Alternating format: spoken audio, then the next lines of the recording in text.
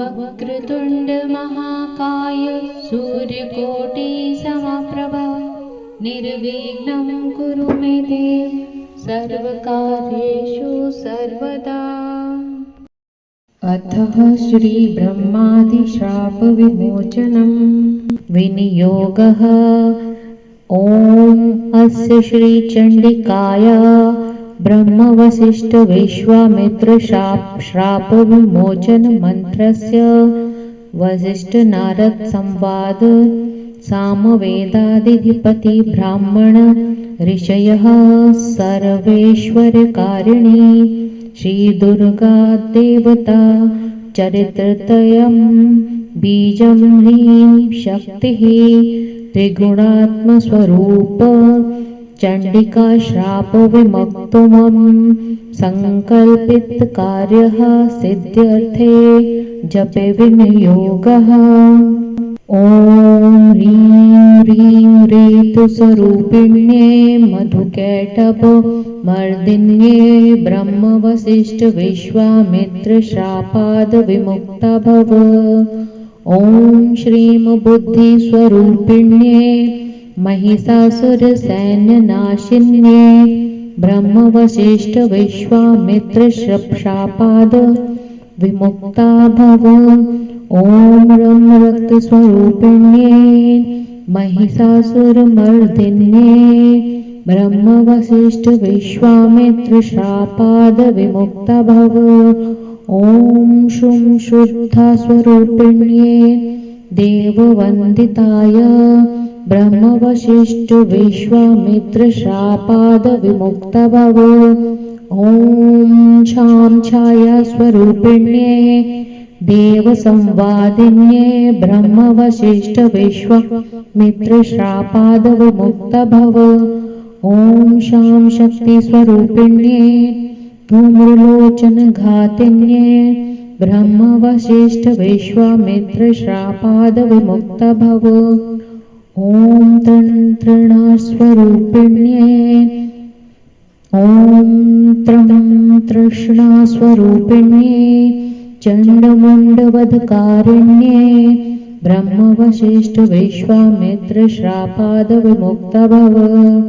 ओम श्रां शांति स्वरूपिण्ये रक्तबीजवधकारिण्ये ब्रह्म वसिष्ठ विश्वामित्र श्रापाद विमुक्ता भव। ओम जां जाति स्वरूपिण्ये निशुंभवधकारिण्ये ब्रह्म वसिष्ठ विश्वामित्र श्रापाद विमुक्ता भव। ओम लं लज्जा स्वरूपिण्ये शुंभवधकारिण्ये ब्रह्म वसिष्ठ विश्वामित्र श्रापाद विमुक्ता भव। ओम शां शांति स्वरूपिण्ये देवस्तुतये ब्रह्म वसिष्ठ विश्वामित्र श्रापाद विमुक्ता भव।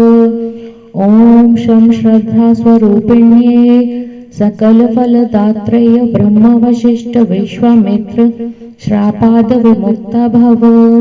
ओम काम कांति स्वरूपिण्ये राजवर प्रदाय ब्रह्म वसिष्ठ विश्वामित्र श्रापाद विमुक्ता भव। ओम मां मात्र स्वरूपिण्ये अनर्गल महिं सहिताय ब्रह्म वसिष्ठ विश्वामित्र श्रापाद विमुक्ता भव। ओम ह्रीं श्रीं दुं दुर्गाय सं सर्वेश्वरकारिण्ये ओम ह्रीं श्रीं दुं दुर्गाय सं सर्वेश्वर्यकारिण्ये ब्रह्म वसिष्ठ विश्वामित्र श्रापाद विमुक्ता भव। ओम ऐं क्लीं नमः शिवाय अभेदक वचस्व स्वरूपिण्ये ओम ऐं ह्रीं क्लीं नमः शिवाय अभेद्य कवच स्वरूपिण्ये ब्रह्म वसिष्ठ विश्वामित्र श्रापाद विमुक्ता भव। ओम क्रीं काले काले ह्रीं फट् स्वाहे ऋग्वेद स्वरूपिण्ये ब्रह्म वसिष्ठ विश्वामित्र श्रापाद विमुक्ता भव। ओम ऐं क्लीं महालक्ष्मी काली महालक्ष्मी महासरस्वती स्वरूपिण्ये त्रिगुणात्मिकाय दुर्गा देव्यै नमः। ॐ ह्रीं क्लीं महाकाली महालक्ष्मी महासरस्वती स्वरूपिण्ये त्रिगुणात्मिकाय दुर्गा देव्यै नमः। फलश्रुतिः इत्येवं हि महामन्त्रान् पठित्वा परमेश्वर चण्डीपाठ दिवारात्रो कार्य देव न संशय। एवं मंत्र न जानाति चण्डीपाठं करोति य आत्मनं चैव दातारं क्षीणं कार्यं न संशये।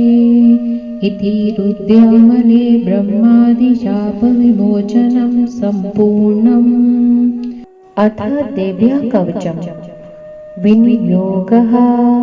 ॐ अस्य श्रीचण्डीकवचस्य ब्रह्मर्षिः अनुष्टुप् छन्दः चामुण्डा देवता आङ्गन्यासोक्तमातरो बीजं दिग्बन्धदेवता सत्त्वं श्रीजगदम्बा प्रीत्यर्थं सप्तशती पाठाङ्गत्वेन जपे विनियोगः। ॐ नमश्चण्डिकायै। मार्कण्डेय उवाच ॐ यद्गुह्यं परं लोके सर्वरक्षाकरं नृणां यन्न कश्चिदाख्यातं तन्मे ब्रूहि पितामहे। ब्रह्मोवाच अस्ति गुह्यतमं विप्र सर्वभूतोपकारकं देव्यास्तु कवचं पुण्यं तृच्छृणुव महामुने। प्रथमं शैलपुत्री च द्वितीयं ब्रह्मचारिणी तृतीयं चन्द्रघण्टेति कूष्माण्डेति चतुर्थकं पंचमं स्कन्दमातेति षष्ठं कात्यायनीति च सप्तमं कालरात्रीति महागौरीति चाष्टमं नवमं क्षेत्रदात्री च नवदुर्गा प्रकृतितः। उक्तान्येतानि नामानि ब्रह्मणेव महात्मना अग्निनादैमानस्तु शत्रुमध्ये रणगतोरणे विषमे दुर्गमे चैव भार्याता शरणं गता नादेशां जायते किञ्चित् शुभं रणसङ्कटे नापदं तस्य पश्यामि शोकदुःखभयं नहि यस्तु भक्ता स्मृता नूनं तेषां वृद्धि प्रजायते। ये त्वां स्मरन्ति देवेशी रक्षसे तान् संशयम्। प्रेतसंस्था तु चामुण्डा वाराही महिषासना इन्द्रियगज समारूढा वैष्णवी गरुडासना माहेश्वरी वृषारूढा कौमारी चिकवाहना लक्ष्मी पद्मासना देवी पद्महस्ता हरिप्रिया श्वेतरूपधरा देवी ईश्वरी वृषवाहना ब्राह्मी हंस समारूढा सर्वभरणभूषिता इत्येता मातरः सर्वा सर्वयोगसमन्विता नानाभरणसौपाढ्या नानारत्नपशोभिताः दृश्यन्ते रथमारूढा देव्या क्रोधसमाकुलः शङ्खं चक्रं गदां शक्तिं हलं च मूसलायुधं कीटकं तोमरं चैव परशुं पाशमेव च कुन्त्यायुधं त्रिशूलं च शाङ्गुर्मायुधमुत्तमं दैत्यानां देहनाशाय भक्तानां भयाय च धारयन्तायुधानिस्तं देवानां च हिताय वै। नमस्तेस्तु महारौद्रे महाघोरपराक्रमे महाबले महोत्साहे महाभयविनाशिनि त्राहि मां देवी दुष्प्रेष्ये शत्रूणां भयवर्धिनि प्राच्यां रक्षतु मामेन्द्री आग्नेयामग्निदेवता दक्षिणे अवतु वाराही नैऋत्यां खड्गधारिणी प्रत्यक्षां वारुणि रक्षेत् वायव्यां मृगवाहिनी उद्दीचां पातु कौमारी ऐशान्यां शूलधारिणी ऊर्ध्वं ब्रह्माणि मे रक्षेदस्ता वैष्णवी तथा एवं दश दिशो रक्षे चामुण्डा शववाहना जया मे चाग्रतः पातु विजया पातु पृष्ठतः अजिता वामपार्श्वे तु दक्षिणे च अपराजिता शिखा मुखोदितिनी रक्षेदु मां मूर्ध्नि व्यवस्थिता मालाधरी ललाटे च भ्रुवो रक्षेद यशस्विनी त्रिनेत्रा च भुवोर्मध्ये यं घटा च नासिके शङ्खनी चक्षुर्मध्ये श्रोत्रयोद्वारवासिनी कपोलकालिका रक्षेत् कर्णमूले तु शाङ्करी नासिकायां सुगन्धा च उत्तरोष्ठे च चर्चिका अग्रे च अमृतकला जिह्वायां च सरस्वती दन्तान् रक्षतु कौमारी कण्ठदेशे तु चण्डिका घण्टिकां चित्रघण्टा च महामाया च तालुके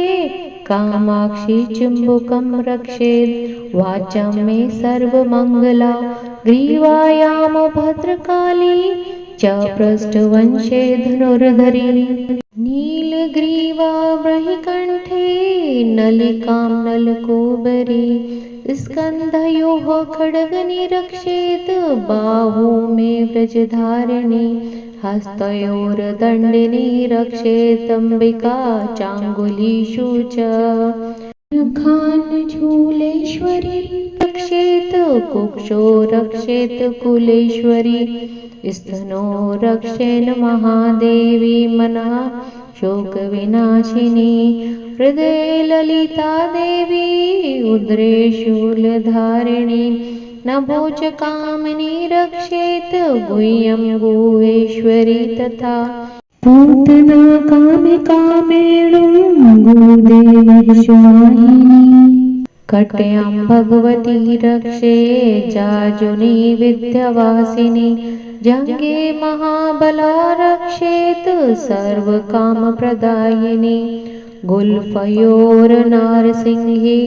च पादपृष्ठे तु तेजसी पादाङ्गुलीषु श्रीरक्षेत् पादस्थलवासिनी नखान् दृष्टा कराली च केशांश्चैवोर्ध्वकेशिनी रोमकूपेषु कौबेरी त्वचं वागेश्वरी तथा रक्तमज्जावसामासन्यस्ति मेदांसि पार्वती अन्त्राणि कालरात्रिश्च पितं च मुकुटेश्वरी पद्मावती पदं कोशे कफे चूडामणिस्तथा ज्वालामुखी नखज्वालामभेद्या सर्वसन्धिषु शुक्रं ब्रह्माणि मे रक्षे च छायां छत्रेश्वरी तथा अहङ्कारं मनोबुद्धिं रक्षेन मे धर्मधारिणी प्राणपानो तथा व्यानमुदानं च समानकं व्रजहस्ता च मे रक्षेत् प्राणं कल्याणशोभनः रसे रूपे च गन्धे च शब्दे स्पर्शे च योगिनी सत्वं रजसतमश्चैव रक्षे नारायणी सदा आयु रक्षतु वाराही धर्मं रक्षतु वैष्णवी यशः कीर्तिं च लक्ष्मीं च धनं विद्या च चक्रिणी गोत्रमिन्द्राणि मे रक्षेत पशून् मे रक्ष चण्डिके पुत्रान् रक्षेन् महालक्ष्मी भार्यां रक्षतु भैरवी पन्थानां सुपथा रक्षेन् मार्गं क्षेमकरी तथा राजद्वारे महालक्ष्मीर्विजया सर्वत्र स्थिता रक्षाहीनं तु यत् स्थानं वर्जितं कवचेन तु तत्सर्वं रक्ष मे देवी जयन्ती पापनाशिनी पद्मेकं न गच्छेतु यदि इच्छेच्छोपमात्मनः कवचेनावृतो नित्यं यत्र यत्रैव गच्छति तत्र तत्र अर्थलाभश्च विजयः सर्वकामिकः यं यं चिन्तयते कामं तं तं प्राप्नोति निश्चितम् परमेश्वरतुल्यं प्राप्स्यते भूतले पुष्मान् निर्भयो जायते मृत्युः सङ्ग्रामेष्वपराजितः त्रैलोक्ये तु भवेत् पूज्य कवचेनावृतपुमान् इदं तु देव्याः कवचं देवानामपि दुर्लभम् यः पठेत् प्रयतो नित्यं त्रिसन्ध्यं श्रद्धयान्वितः देवी कला भवेत् तस्य त्रैलोक्येष्वपराजितः वेदवर्षतं साग्रममृत्युविवर्जितः नाश्यन्ति व्याधयः सर्वे लूतविस्फोटकादये स्थावरं जङ्गम चैव कृत्रिमं चामपि द्विषम् अभिचारिणी सर्वाणि मन्त्रयन्त्राणि भूतले भूचराः खेचराश्चैव जलजाश्चोपदेशिकाः सहजा कुलजा मालाडाकिनी शाकिनी तथा अन्तरिक्षचरा घोरा डाकिन्यश्च महाबला गहभूतपिशाचश्च यक्षगन्धर्व राक्षसः ब्रह्मराक्षसवेताला कोशमाला भैरवादये नाश्यन्ति दशनाथस्य कवचहृदि संस्थिते मनोरतिर्भवेद् राज्ञसतेजो वृद्धिकरं परं यशसा वर्धते सोऽपि कीर्तिमण्डिते भूतले जपे सप्तशतीं चण्डीं कृत्वा तु कवचं पुरा यावत् भूमण्डलं धत्ते सशैलवनकाननम् ताविष्ठति मेदिन्यां सन्ततिः पुत्रपौत्रिकी देहान्ते परमं स्थानं यत्सुरैरपि दुर्लभं प्राप्नोति पुरुषो नित्यं महामायाप्रसादतः लभते परमरूपं शिवेन सह मोदते ॐ इति वाराहपुराणे हरिहरब्रह्मविरञ्चितं देव्याः कवचं समाप्तम्।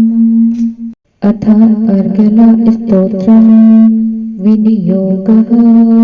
ॐ अस्य श्री अर्गला स्तोत्रं मन्त्रस्य विष्णु ऋषि अनुष्टुप् छन्दः श्री महालक्ष्मीर्देवतः श्री जगदम्बा प्रीत्यर्थे सप्तशती पाठाङ्गत्वेन जपे विनियोगः। ॐ नमश्चण्डिकायै। मार्कण्डे उवाच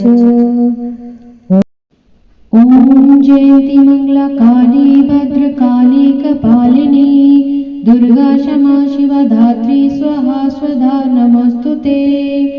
जय त्वं देवी चामुण्डे जय भूतार्तिहारिणी जय सर्वगते देवी कालरात्रि नमस्तुते। मधुकैटभविद्रावी विद्यारवरदे नमः। रूपं देहि जयं देहि यशो देहि दिशो जहि महिषासुरनिराणसि भक्तानां सुखदे नमः। रूपं देहि जयं देहि यशो देहि दिशो जहि।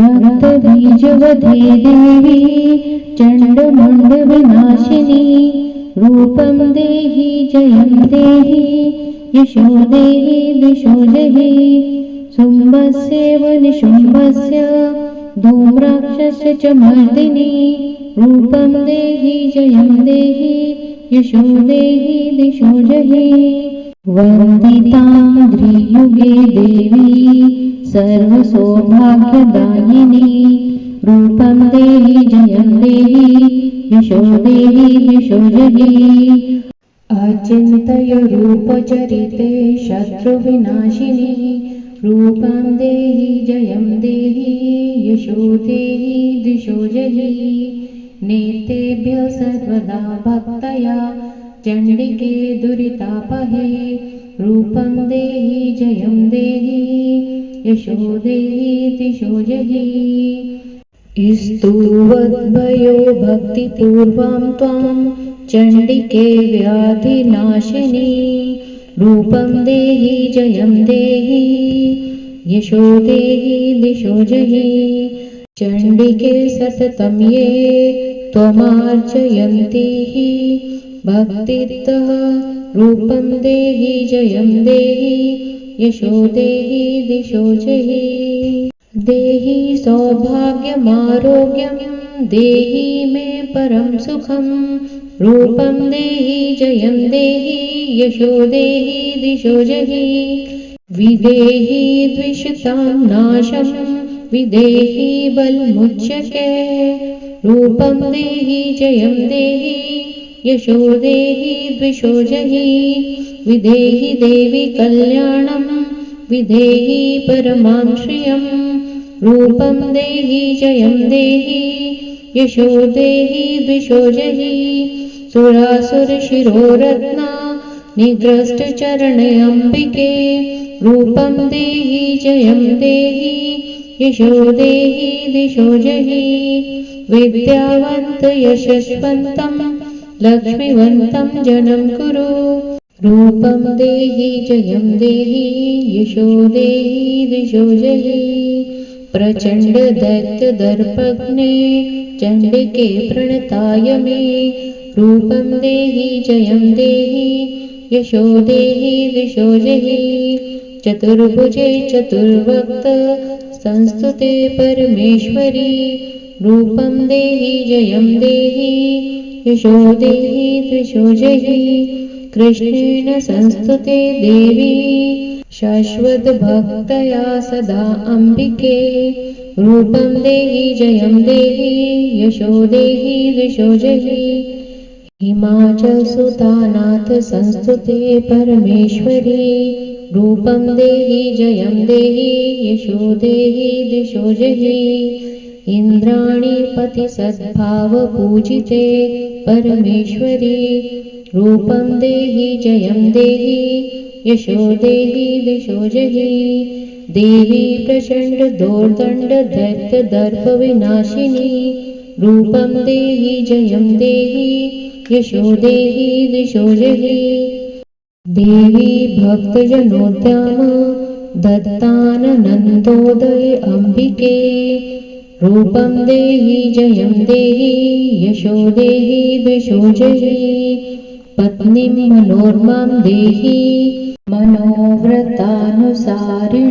तारिणीं दुर्गसंसार सागरस्य कुलोद्भवाम् इदं स्तोत्रं पठित्वां तु महास्तोत्रं पठे नरः स तुं सप्तशती संख्या वरमाप्नोति सम्पदाम् इति श्रीदेव्या अर्गलास्तोत्रं सम्पूर्णम् अथ कीलकं स्तोत्रं विनियोगः ॐ अस्य श्रीकीलकमन्त्रस्य शिवऋषि अनुष्ठुप् छन्दः श्रीमहासरस्वती देवता श्रीजगदम्बा प्रीत्यर्थं सप्तशती पाठाङ्गत्वेन जपे विनियोगः ॐ नमश्चण्डिकायै मार्कण्डेय उवाच ॐ विशुद्धज्ञानदेहाय त्रिवेदी दिव्यचक्षुषे श्रेयः प्राप्तनिमित्ताय नमः सोमार्धधारिणे सर्वमेतद्विजानीयानमन्त्राणामपि कीलकं सोऽपि श्रेयमवाप्नोति सततं जाप्य तत्परः सिद्ध्यन्तु उच्चाटनादीनि वस्तूनि सकलान्यपि एतन् स्तुवन्तां देवी स्तोत्रमात्रेण सिद्ध्यति न मन्त्रो नौषधं तत्र न किञ्चिदपि विद्यते विना जप्येन सिद्ध्येत सर्वमुच्चाटनादिकम् समग्राण्यपि सिद्ध्यन्ति लोकशङ्कामिमां हर कृत्वा निमन्त्रयामास सर्वमेतविदं शुभम् स्तोत्रं वै चण्डिकायस्तु तच्च गुप्तं चकारसः समाप्नोति सुपुण्येन तां यथा विन्यन्त्रणां सोऽपि क्षेममाप्नोति सर्वमेव न संशय कृष्णायां वा चतुर्श्यामष्टम्यां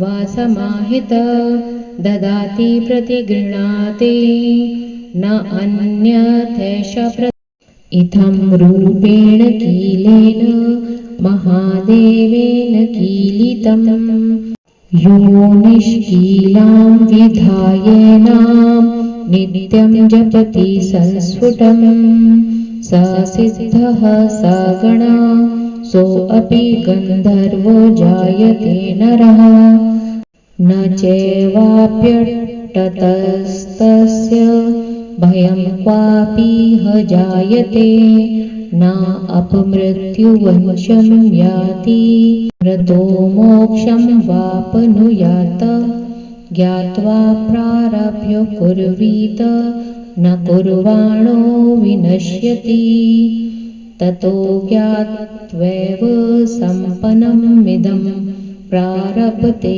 बुधे सौभाग्यादि च यत् किञ्चित् दृश्यते ललनाजने तत्सर्वं तत्प्रसादेन तेन जाप्यमिदं शुभम् शनैस्तु जप्यमाने अस्मिन् स्तोत्रे सम्पत्तिरुच्यते भवत्येव समग्रापि ततः प्रारभ्यमेव तत् ऐश्वर्यं यत् प्रसादेन सौभाग्य आरोग्य सम्पदा शत्रुहानिपरो मोक्षः स्तूयते स न किञ्जनैः ॐ इति देव्या कीलकस्तोत्रं सम्पूर्णम्।